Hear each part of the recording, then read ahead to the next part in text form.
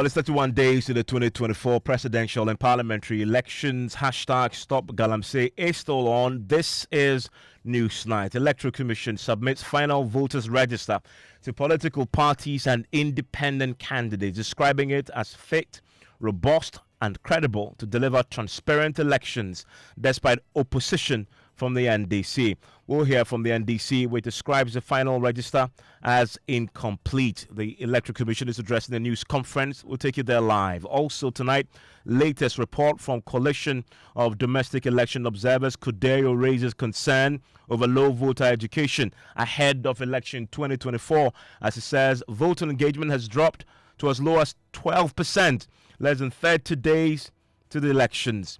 We have full details of the report, including concerns over the use of school buses, assembly pickup trucks, and motorcycles for campaigning activities. We'll tell you which constituencies are complicit when we get into the details. Also tonight, in our latest episode of Climate Focus series, we will tell you how a fire mapping technology in Ghana is transforming wildfire response and safeguarding our environment.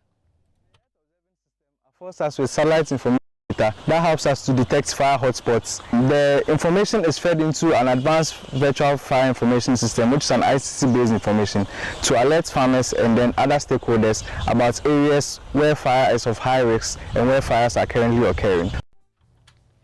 In business, marginal reduction in prices of some food items still not enough to slow inflation rate increase for October this year. And in sports, Ghana international Mohamed Kudus handed a further 2-game ban and fined £60,000 for the red card against Tottenham. You want to stay with us for all that, plus your views and comments here on Newsnight. Send me a WhatsApp 05511119997. It's live here on Newsnight on Joy 99.7 FM. Also here on the program,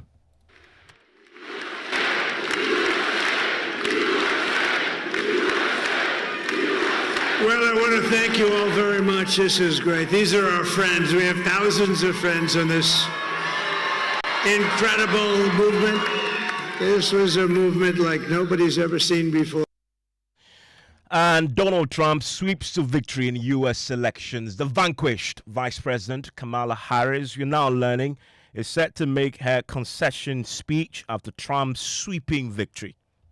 Absolutely not. There's no correlation between a victory in America and fortunes in Ghana or Africa. A former president has come back in America, so a former president in Ghana would come. And it can be used for political gains. But to say that the logic is there for it to happen, I don't think there's any logic there.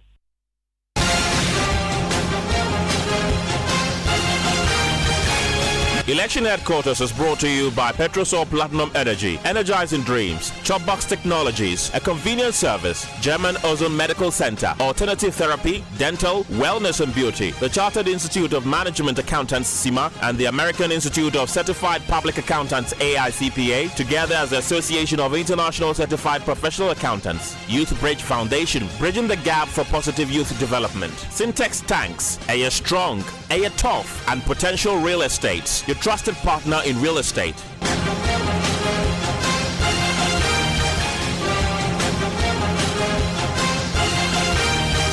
And this indeed is your election headquarters. We're taking you to the United States of America pretty shortly, but let's start here because we're counting down to our own elections, 31 days away, and fresh controversy has emerged tonight. Electoral Commission's electoral roll is out. The voters register. The commission has now submitted its final voters register to the political parties and independent candidates, and they've been describing it as fit, robust, and credible to deliver transparent elections. Now, this assurance comes amid strong opposition from the NDC, which has raised concerns about the register's accuracy and inclusiveness. Since the last voter exhibition exercise, the commission says they have resolved all outstanding issues raised earlier about the register. I want to take you live now to the Electoral Commission's headquarters, where my colleague Michael Ashali is standing by with the very latest. We've been waiting for the specifics. What do we know tonight? Well, Evan, so let's start from what the Electoral Commissioner herself, John Mensah, said earlier. In her opinion, the electoral roll as we have now is fit for purpose and will be able to deliver credible elections.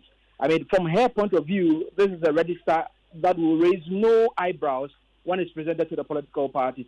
The NDC already has raised opposition to that. But in her statement, she mentioned that in the last IPAC meeting, they gave all political parties opportunity to raise concerns about it. And in the last exhibition they did, all the concerns they raised that was raised about the register was about 158 of them. From her point of view, the commission has resolved all of these issues, and so therefore this register becomes the final one. And she came with the governor herself to hit on the table and said, this is the final register. We can listen to the commissioner herself make these points. At our last IPAC meeting, held on Tuesday, the 15th of October 2024, the Commission indicated that it would provide a soft copies of the certified final voters register for the 2024 general election to political parties ahead of time. In fulfillment of that undertaking to you and to the good people of Ghana, we will today, Wednesday, the 6th of November, present you with the soft copies of the final certified voters register for the 2024 general election. At the meeting of IPAC on the 15th of October, we indicated that this presentation will be made to you at the end of the first week of November. However, with the help of God, we've been able to do that 2 days before the 8th, which signifies the end of the first week of November. Ladies and gentlemen, following the re-exhibition of the revised provisional voters register, the Commission received a total of 158 issues from registered voters across the country. I'm pleased to note that all the issues have been resolved, and as we speak, we have no further issues regarding the final voters register for the 2024 general election. As you may recall, at that meeting, we provided the political parties with a template on which to report any issues they had with the revised provisional voters register. I'm again pleased to inform you and the good people of Ghana that no political party presented any issues regarding the register for resolution. I'm pleased to note that we now have a robust and credible final certified voters register, which is fit to deliver a credible, transparent, fair, peaceful, and glorious election. And Michael, the NDC has concerns nonetheless, in spite of the commissioner saying that there are no further issues. Yes, Evans. So the NDC in particular, which at the time of reading even, they were the only party or entity that raised consent objections to the EC's move to present the register to them today without prior notice or without any communication at all. Now, the representative of the NDC, Tanko, mentioned that in his opinion, the numbers has been given to them. They don't believe in it. And again, they don't know the content of this hard drive that has been given to them and therefore would like to reject it. And so initially from the beginning, they did not receive the hard drives that were given by the EC. But later when they were given the opportunity to raise their concerns, there was some sort of agreement from my part with what I observed, and they went for the hard drive now. But you can listen to Computer himself mention the concerns as the NDC want it to be said. Okay, we'll hear from Tanko pretty shortly on those concerns. Did they put those directly to the commissioner? Yes, so they were given the opportunity to put this concern directly to the Electoral Commissioner. So one of the concerns is the reason the Electoral Commission has kept journalists and the political parties waiting for well over an hour after they expected this particular meeting to end. One of those concerns is that they wanted the final statistics as the EC has it on their final register before they left, so that they don't go and when they see or have some discrepancies or what they believe may be issues with the register, at least then the EC will have some base understanding of what was given to them as political parties. But they were giving, from what I learned from Madam Jean Mensah, they were giving the provisional register, and Jean Mensah says that none of the political parties returned with any issue on that, and which is really what has fed into the finalization of this register. Yes, Evan. So her words were that since their last IPAC meeting, at that particular meeting, the one even before the last one, there was a call from the EC that if any political party has an issue with the register as it was at the time, the provisional register, they should use a particular form that has been given to them to register their complaints. She says that since that time, in the last IPAC meeting, when they make similar calls, not a single complaint has come from any of the political parties. And through the voter exhibition exercise, the last one they did, which was online, they have only received 150 complaints. And for where they sit as an electoral commission, they have resolved all of those. And that gives them the right to say that this register is a certified, true, and final one that will ever produce. Thank you, Michael. Thankfully, Dr. Tanko Rashid, the Deputy National Director of Elections and IT with the NDC, joins us on the line right now. Doc, thanks for your time here on Newsnight. So, from what we understand, you now have the final voters register, but you still have some concerns. What are these?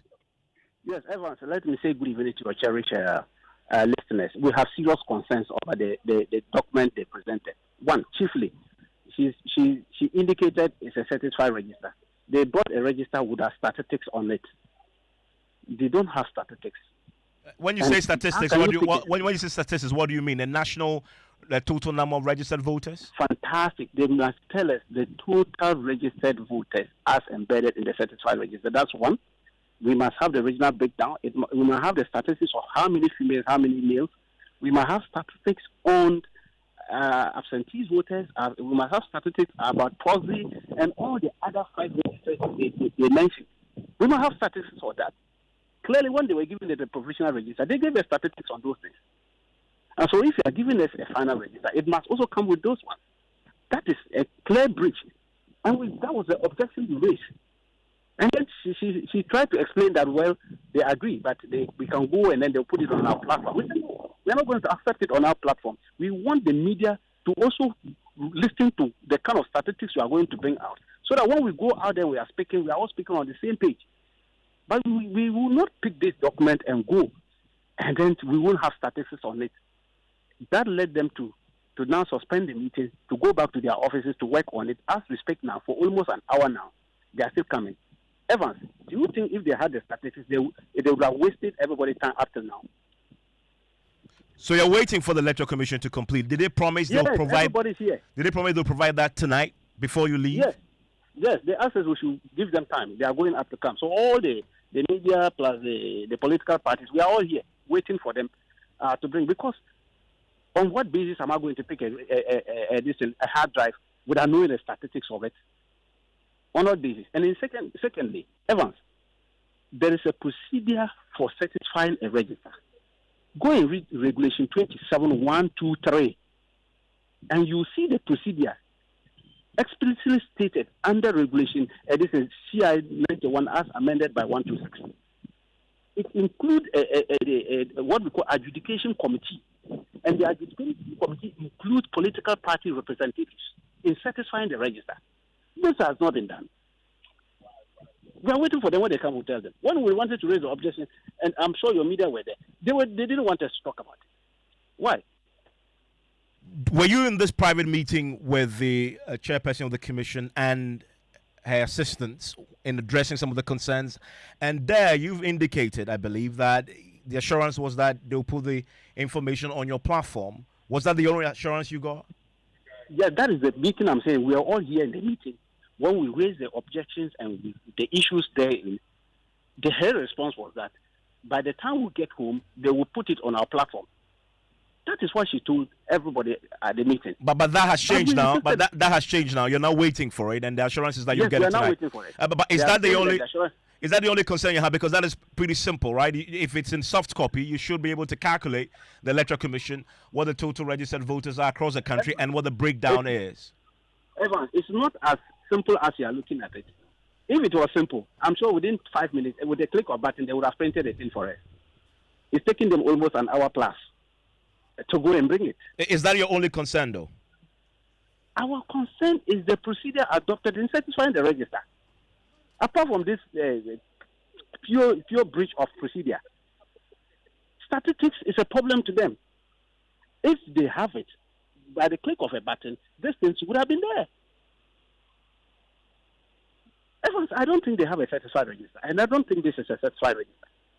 I still have my doubt about the document. Well, although we told them they should go and bring those statistics, and then we will take time and study it. Apart from that, you yourself, I know you, read CI 91 Regulation 27.123, and then you get to know what I'm talking about. Whether the Electoral Commission has formed an adjudication committee to adjudicate the process of certifying the register. The chairperson also disclosed that following your last meeting, they asked all parties to go review the provisional register and return if you have any other concerns. And none of the political parties returned, including yourselves. Does it mean that you were happy with what you were giving prior to the certification of the register? We decentralized the issues to our constituencies and regions and said that any issues that they have, they should present it to them at that local level. And they did. She mentioned about 158. Where did they get the 158 from? They wanted us to come as a political NDC. These are our issues.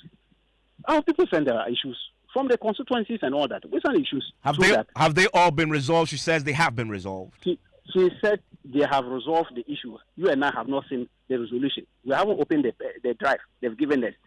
We said we need to have the statistics first. We will go and open the drive and make sure that find out whether those issues have been resolved or not. But in any case, we are still waiting on them to listen to them, the outcome of their meeting up there, up to now. We are all here waiting. Thank you very much, Dr. Tanko Rashid. There's a Deputy National Director of the Elections and IT at the NDC. We also have a reporter on the ground, all waiting for that breakdown and additional details that the NDC is questioning and asking for clarity about. Once we get that, we will bring that to you. What it means is that as of tonight, yes, the certified register has been provided to the political parties, but you cannot tell, if you're listening to the concerns of the NDC, what the total number of registered voters across the country is as of tonight, and its breakdown, a regional basis and a constituency also. We're watching this very closely. Once we get clarity from the Electoral Commission, we'll bring that to you. Now, staying with the Electoral Commission with 31 days to go before the elections, we've been hearing from the special representative of the Secretary General and the head of the United Nations Office for West Africa and the Sahel, Leonardo Santos Simao. And he says, as far as the UN is concerned, they are happy with the work that the Electoral Commission has done so far and their desire to be transparent in the lead up to the elections. What the Electoral Commission is doing, it's positive, but it's not doing it in the vacuum. The Electoral Commission has clients to satisfy, which are the political parties and the wider society in general.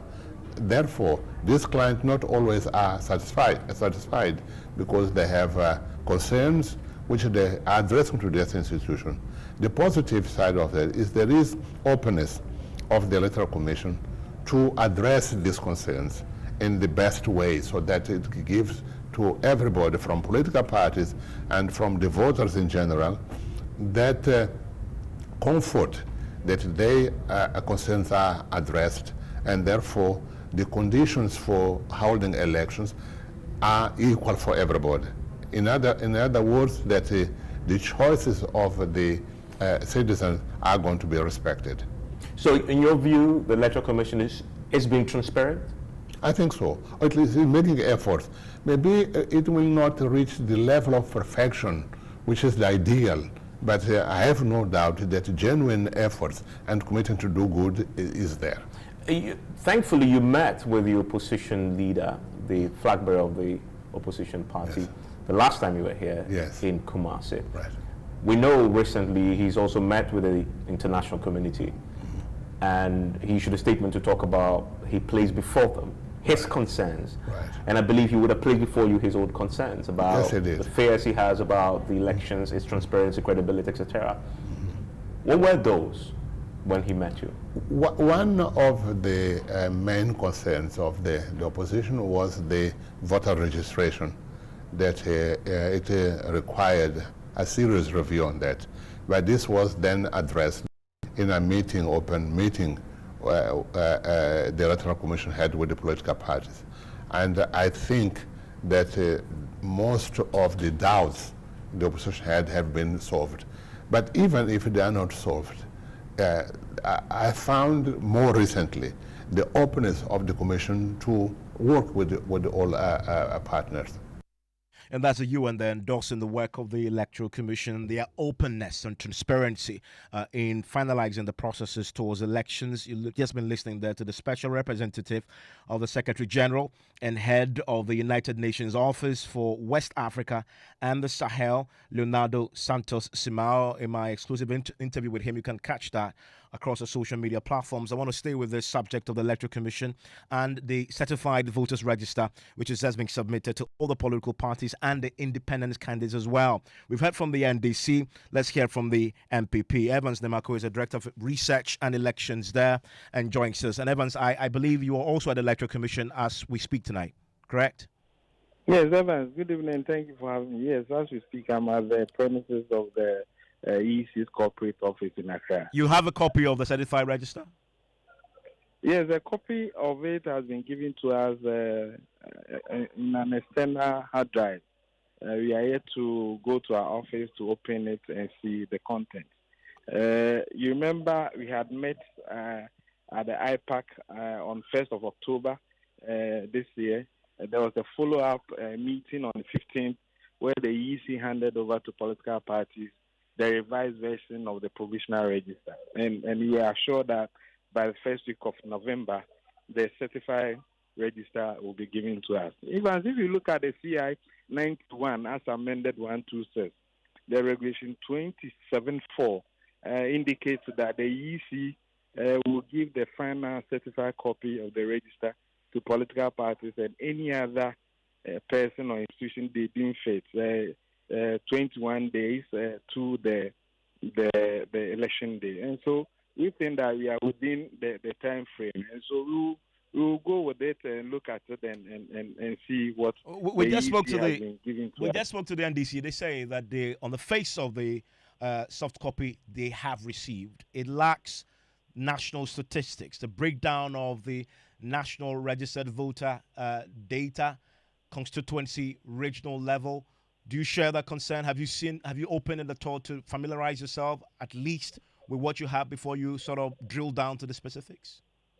Well, I mean, those of us, no, I didn't see anybody with a computer, so it's just the external hard drive that was being given. The call for the regional breakdown in terms of statistics of the registered voters, national level, through region to constituency and polling station, it's not out of place. So we are all here waiting for it. That notwithstanding, you know the EC is in print for the presidential and parliamentary.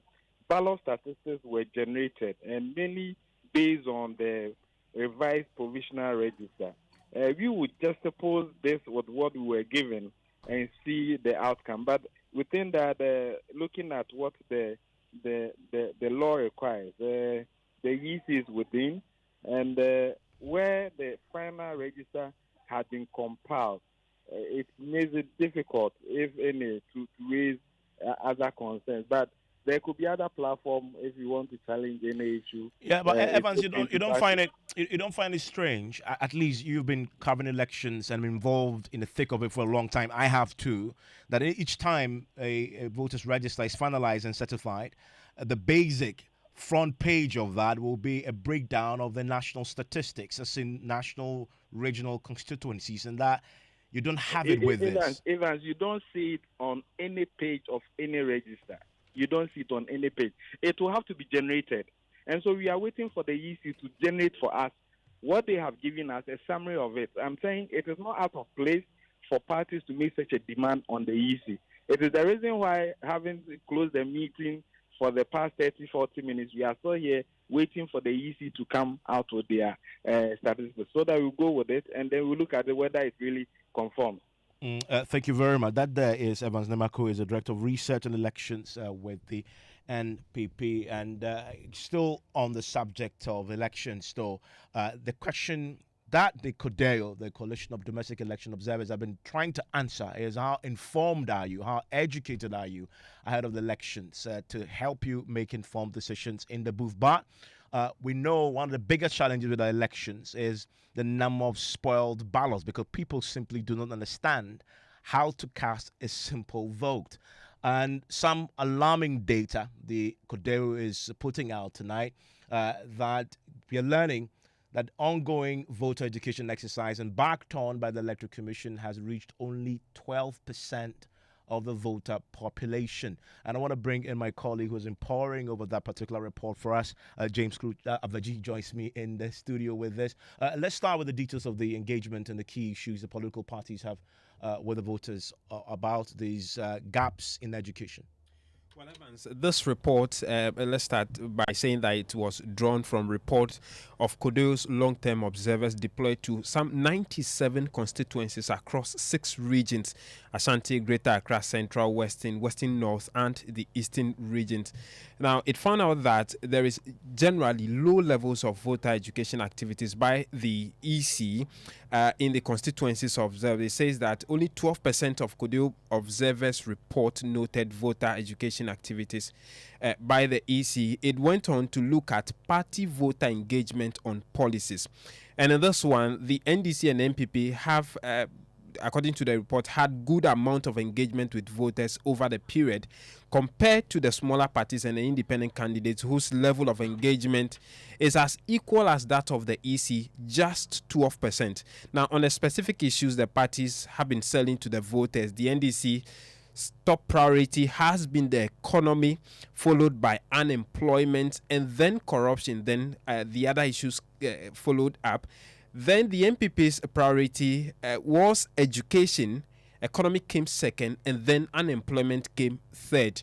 But the good news is that there's been very few reports of voter inducement, as in trying to buy vote from the electorate. But there is a lot about abuse of incumbency. Who is abusing incumbency here? Exactly. For instance, when you look at the Ejura, Secher, Dumasi constituency, it was reported that the NPP parliamentary candidate flyer were posted on the earth-moving equipment, the drip project machine sent in there. Then in Kintampo South and in Kuranza South constituencies, there were reports of the use of senior high school buses for campaign activities. Then again in Asawase constituency, the state-owned Ayalo buses were used to transport supporters to rally grounds. And then finally, the DC and constituency secretary of Daboya Mankarugu constituency were also fingered to have used district assemblies pickups and motorcycles to aid the campaign of the NPP's parliamentary candidate there. And recommendations? Yes, Kodeo believes that first, the issue that happened at the Agona West shooting that happened, they want the police to get to the root of that and prosecute all perpetrators. They want the NCC, the EC, the media, and other stakeholders to intensify civic education. Also cautioning against vote buying, going deeper into the election. They believe that when the election is rigged, that is when there may be vote buying and the candidate to also desist from the abuse of incumbency, because this constitutes to conflict of interest captured under the Constitution. Thank you very much. And I know the NCC itself is pretty much concerned about this. We're trying to get some clarity on what they'll be doing in the next 31 days to try and reverse this trend of low voter education ahead of the elections. But we can do some business now. And George, America indeed sneezed. We are all catching the cold. And it depends Donald whether Trump, it's a Qatar or it's a COVID-19 or whatever. Yes, and already the dollar is strengthening. It's strengthening. It's strengthening and on the the back strongest since the 2016. Yes. The bonds are rallying, the stock markets are rallying. Some are saying that it gives there's some certainty in terms of the outlook. But that's bad news for us, though. For us, as the dollar strengthens, weakens, cost of living is going to go up locally. That is the Trump effect. We just have to deal with it. So I know you have a lot more in business. And I'll be having some developments on that and what it means for the local currency as well. And the marginal reduction in prices of some food items still not enough to slow inflation rate increase for October this year. The business news on Newsnight is brought to you by MTN Business. Welcome to the new world of business. You're welcome back to Business on Newsnight. Now, the marginal reduction in food inflation rate over the past 2 months was still not enough to slow inflation rate increase for the month of October this year. There is more in this report. The Ghana Statistical Service data showed that the prices of some foodstuff like vegetables, cereals, tubers, plantain, and cooking oil actually went down by some significant margin from September to October this year. However, the weight of these items in the food inflation basket were not enough to significantly slow the rate of inflation for the month of October 2024. Data from the Ghana Statistical Service also showed that general price levels of other food items also went down by some significant margin during that period. But despite the current challenges with the Ghana cedi, import inflation had been dropping over the past months to 16.3%, but inflation of items produced locally was, however, going up. Some have argued that if the month-on-month numbers are anything to go by, then they could argue that there is the likelihood that the trend could be slowing down in the coming month when it comes to inflation rate. However, one is not sure if government could end the year meeting its revised inflation target for 2024. And that is a business desk report. Meanwhile, government statistician Professor Summer Kobnenim has been explaining why inflation was going up on the year-on-year but was slowing when it comes to the past 1 month. From a trend perspective, it is not surprising to see that variations on a month-on-month basis, because on a month-on-month basis, the trends are susceptible not only to policy making but other global shocks and all that one can think about. But what we need to put emphasis on, as I indicated in the submission, is the extent of variations across food and non-food inflation. Indeed, if you look at food inflation on a month-on-month basis, between October 2023 and February 2024, we didn't see that fluctuations. Consistently, over the 5 months period, we saw an increase from October to February 2023. Between March 2024 and June 2024, consistently over a 4-month period, we are also seeing an increase. So you see more of fluctuations in the case of non-food inflation relative to food inflation. And on the flip side, if you see fluctuations in food inflation, fluctuations are more significant than non-food inflation. Government statistician Professor Summer Kobnenim. Let's still stay on inflation because financial economist Professor Lord Mensa has described the inflation numbers as expected. It is something that, we're all expecting because of the rate at which the exchange rate is going up. And we know, obviously, that once, the dollar, moves up or any foreign currency moves up, Ghana being an import-driven economy, the pass-through effect will be on prices on the market. So it was expected. And it's something that I'm not surprised at all. It is expected. On the second question, which talks about food prices for month on month has been dropping as well as inflation. Should that give us some hope? When it comes to food prices, I think if you trace back in the years, within the years, you appreciate that there are seasons that you get food on the market and there are seasons that food dries up. And that is a financial economist, Professor Lord Mensa. The US dollar has recorded one of its biggest gains since 2016. Now, this is as a result of Donald Trump's historic win as president of the United States of America. But what could be the impact of this on the Ghana cedi if the trend is sustained? There is more in this report. The Ghana cedi has been under some pressure over the past few months against the US dollar. There are fears that the current development could compound the challenge facing the local currency. This is because the dollar gaining in strength against other currencies earlier this year had played a role when it comes to the cedi's depreciation in the second half of this year. If this development is sustained, then some will be worried about the outlook for the Ghana cedi going forward. There are others who have argued that there are factors that have contributed to the cedi's depreciation. Therefore, they don't see this impacting badly on the Ghana cedi that much. The Bank of Ghana has given the firm assurance that it will intervene as and when the need arises to support the cedi. And that is the business desk report. Well, the local currency had made some gains on the local forex market. It closed trading today selling at 16 Ghana cedis 90 pesos. Now, that's the rate that some of the forex bureaus sold to their clients today.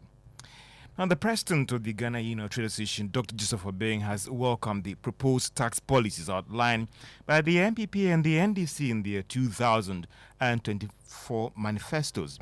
Now, speaking in an interview with Joy Best, Dr. Obeng expressed belief that these tax policies will provide relief for traders. He shared these remarks at the Power and Energy Ghana Expo in Accra. Of the MPP, they are doing for all commodity lines, and that of the NDC is purposely for spare parts, and that we still appeal that if they can make it to cover all the other products. So these are the game changers for the trading community, because it's going to ease us the problem that we've been encountering, the duties, and then also the tax amnesty that is being promised us. It's also very important that we start afresh, and when we do that, the duty or the taxation will be minimized. Dr. Joseph Obeng is president of the Ghana Union of Traders Association. Now, government could lose substantial revenue as freight forwarders and others picket on the premises of the shipping lines for 3 days. The action, according to these groups, follows the demonstration held in September this year to drum home factors militating against doing business in the country. Tema District Chair of the Ghana Institute of Freight Forwarders, Johnny Mante, disclosed this in an interview with Tema. If you had 10 containers on a bill of lading, where even in the jurisdictions that they had to charge you, they will charge you on all 10, one fee for all 10 containers, so not per container. So assuming I had 10 containers in Ghana today, if you have 10 containers, just for administrative fee, you will pay over 170,000 cedis. And the question is, what are they administrating? You have paid your freight, you have paid all your charges prior to the container moving, boxes moving. So these are some of the issues that we brought to their attention. We also told them that Regulation 5 of LI 2190 tells everybody that before you make effort to charge any client of any fee, go to the Shippers Authority and negotiate these fees. And that's the district chair of the Ghana Institute of Freight Forwarders, Johnny Mante, speaking to Joy Business in Tema. And that's all for business on Newsnight. Back to you. George, thank you very, very much. And Mr. Cranton is here with the very latest from the world of sports. Yeah, Ivan's Ghana international Mohamed Kudus has been handed an additional 2-game ban for his conduct in West Ham's game against Tottenham Hotspur somewhere last month. Kudus kicked then slapped Tottenham defender Mickey van der Ven before putting his hands in the face of Papi Matar in a breakdown towards the end of his side's 4-1 loss. Kudus is expected to return to action for West Ham in their away game against Leicester City in December, meaning he misses the rest of the Premier League games in the month of November. Also in sports, a group of Ghanaian athletes with disabilities and National Disability Sports Fraternity protested at the Ministry of Youth and Sport against what they say is an ongoing visa racketeering chain that exploits persons with disability. The group's main concern is the apparent exploitation of disability sports for illegal visas. Evans, that's all for sports. Thank you very much. And it's time for Climate Focus now. Tracking and measuring fires is essential to reducing the impact on the environment. Mahmoud Mohammed Nuruddin focuses on a new powerful fire mapping tool, delivering fast, detailed and reliable information for wildfire response teams in today's edition of... Well, apologies there for the hitch with the sound, but it's time for Climate Focus, and we are focusing on a new powerful fire mapping tool delivering fast, detailed and reliable information for wildfire response teams in today's edition of Climate Focus. The system enables them to track satellite data products in real time for several applications such as land use, wildfire monitoring, weather forecasting, and climate modeling, among others. The Earth Observation Research and Innovation Engineer Ekosi is the ground systems manager. So the Earth Observing System affords us with satellite information data that helps us to detect fire hotspots in Ghana and in West Africa. The information is fed into an advanced virtual fire information system, which is an ICC-based information, to alert farmers and then other stakeholders about areas where fire is of high risk and where fires are currently occurring. We do this in near real time, as and when there's a satellite pass over the system.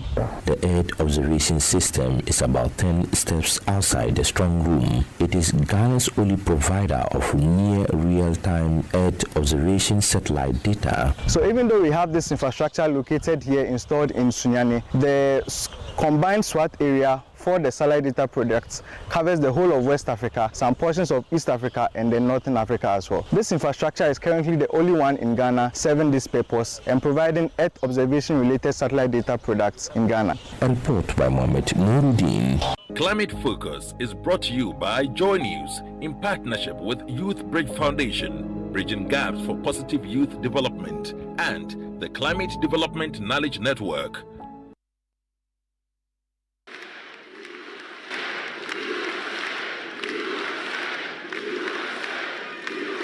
Well, I want to thank you all very much. This is great. These are our friends. We have thousands of friends on this incredible movement.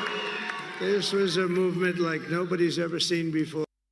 Yeah, it was an emphatic projected win for Donald Trump, and getting that emphatic 279 electoral college votes after sweeping several key swing states in Tuesday's election. Former President Donald Trump is set to make a return to the White House as the 47th president of the USA. Donald Trump is also on course to be the first Republican presidential nominee to win the popular votes in the U.S. In fact, he has indeed achieved that particular feat too. Several news outlets in the U.S. have already projected that Trump has won the elections, by now. And we're now anticipating a concession speech by the Vice President. Kamala Harris is taking some time, but she's coming around to it. This is a feel of it all from Trump. We're going to fix our borders. We're going to fix everything about our country. And we made history for a reason tonight, and the reason is going to be just that. We overcame obstacles that nobody thought possible, and it is now clear that we've achieved the most incredible political thing. Look what happened. Is this crazy? I want to thank the American people for the extraordinary honor of being elected your 47th president and your 45th president. And to every citizen, I will fight for you, for your family, and your future. Every single day I will be fighting for you, and I will not rest until we have delivered the strong, safe, and prosperous America that our children deserve and that you deserve. This will truly be the golden age of America. That's what we have to have. This is a magnificent victory for the American people that will allow us to make America great again. America has given us an unprecedented and powerful mandate. We have taken back control of the Senate. Wow, that's good. In the last few minutes, the BBC is confirming that Kamala Harris has called Donald Trump to concede the election, and she has also congratulated him on the sweeping victory. Well, today we had exclusive access to the United States ambassador to Ghana at her residence. My colleague Kenneth Jesse joined the team there at the residence of the ambassador at a breakfast watch party, and he filed this report. At around 5:30 a.m., some members of the American community in Ghana had started arriving at the official residence of the U.S. ambassador to Ghana. It wasn't long until the ambassador herself, Virginia Palmer, showed up at the watch party. The gathering was for a simple reason: to witness the outcome of the historic elections of the United States. But as minutes turned into hours, with 3 giant screens in the hall showing results from Fox News, BBC News and CNN, it was looking increasingly obvious that former President Donald Trump would make a return to the White House. With BBC News and CNN projecting a significant lead by Donald Trump over Kamala Harris, Fox News had already called the election for the former president. The room was filled with mixed reactions. Some of them told me off camera that they believe democracy has won, regardless of which candidate emerged victorious. Soon after, the U.S. ambassador addressed the press, where she said she expects the United States' relations with Ghana to remain unchanged regardless of the outcome of the election. Ambassador Palmer was, however, quick to add that new programs tailored towards Ghana might be introduced, or existing ones are likely to be amended under a potential Trump presidency, but it will not affect the two countries' mutual relations. President Biden is the president until January 20th, until Inauguration Day, and we only have one president. It's in U.S. law. So this administration has said multiple times in public and to us that they intend to run through the tape. So to continue to keep the momentum up on initiatives that have been worked on in the Biden-Harris administration. Well, as we speak tonight, as far as the Electoral College votes are concerned, Trump is still surging ahead long after he was projected to win and became the president-elect. 294 to Harris's 223. And that's it for News Night tonight. It's Strong and Sassy coming up next, and Noella is joining me with a very exciting conversation to look forward to. Hello, Noella. Hi, Evans. How you doing? I'm doing great. Awesome. So, in the wake of the biggest millennial scandal, I'm talking about the Electoral Guinea. Oh my goodness, we're talking about we're talking about it. We, the singles, we're asking how attractive is marriage, especially for a story that involves a married man caught on tape with several married men, high profile. I mean, this is a first sex scandal that leaks on social media that I've seen on Reuters, for example. Reuters report. I'm like, goodness, this story must be very, very powerful indeed. Very powerful. It spread like wildfire. Yeah. It was all across indeed. Very interesting indeed. Very looking interesting. forward to your conversation. Please do. Yes.